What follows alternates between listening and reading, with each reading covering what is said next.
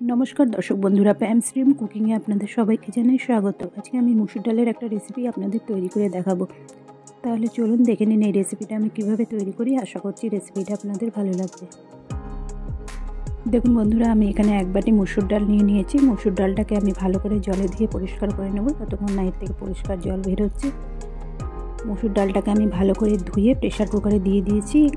दुटो सीटी दिए आमी डालटाके नामिये नेब। दुटो सीटी दिए आमी डालटा सेদ্ধ करे निएछि। एखन देखे नेब डालटा किरकम सेদ্ধ हयेछे।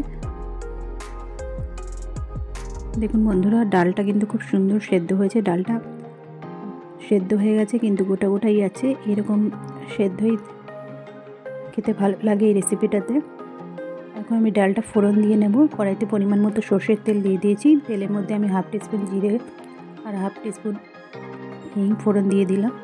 একটু নাড়াচাড়া করে নিয়ে আমি এখানে দুটো মিডিয়াম সাইজের পেঁয়াজ কুচি দিয়ে দিলাম। পেঁয়াজ কুচিটাকে আমি হালকা করে ভেজে নেব।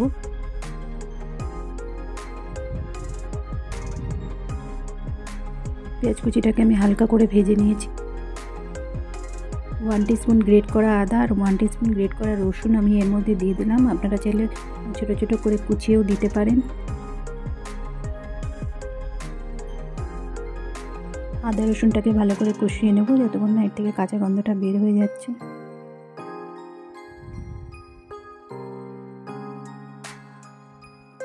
প্রায় 2-3 মিনিট আমি আদা রসুনটাকে কষিয়ে নিলাম। এখন আমি এর মধ্যে দিয়ে দেব একটা মিডিয়াম সাইজের টমেটো কুচি আর দিয়ে দেব 4টে কাঁচা লঙ্কা কুচি।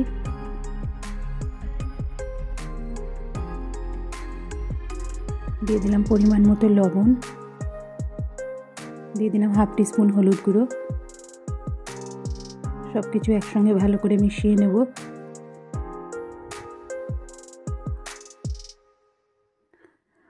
মশলাগুলো ভালো করে কষিয়ে নিয়েছি। টমেটোটা খুব একটা গলে যাবে না, এরকম গোটা গোটাই থাকবে। এই অবস্থায় আমি এর মধ্যে দিয়ে দিলাম সেদ্ধ করে রাখা ডালগুলো। সব ডালগুলো আমি দিয়ে দিলাম। এখন আমি এর মধ্যে দিয়ে দেবো 2 কাপ মতো জল। জলের পরিমাণটা খুব একটা বেশি হবে না, কারণ এই রেসিপিটা একটু ঘন ঘন হবে। বেশি পাতলা হয়ে গেলে কিন্তু খেতে ভালো লাগবে না। এই রেসিপিটা আপনারা ভাত, রুটি, পরোটা সব কিছুর সঙ্গেই খেতে পারেন। খেতে কিন্তু অসাধারণ হয়। আর আপনারা মসুর ডালের পরিবর্তে অরহর ডাল দিয়েও এটা করতে পারেন। দেখুন জলের সঙ্গে ভালো করে মিশিয়ে নিয়েছি। এখন আমি এর মধ্যে দিয়ে দিলাম হাফ টিস্পুন কাশ্মীরি লাল লঙ্কার গুঁড়ো আর দিয়ে দেবো 1 টিস্পুন জিরে গুঁড়ো। কাশ্মীরি লাল লঙ্কার গুঁড়োটা অপশনাল, আপনারা চাইলে নাও দিতে পারেন। ভালো করে নাড়িয়ে নেব। নিয়ে আমি এটাকে 3-4 মিনিট ভালো করে ফোটাবো।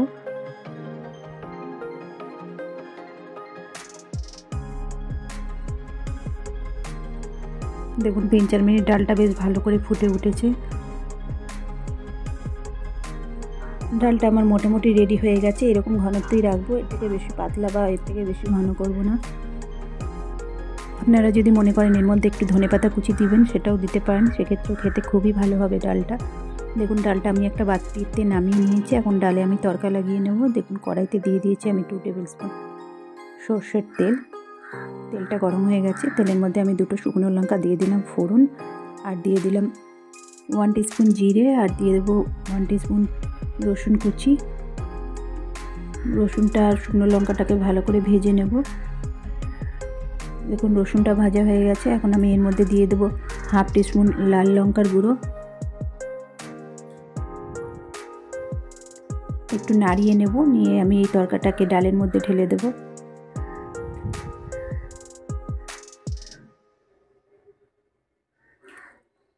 ভালো করে ছড়িয়ে দেবো চারিদিকে। এতে ফোড়নের একটা গন্ধ ডালের সঙ্গে মিশে যাবে, খেতে খুবই ভালো লাগবে।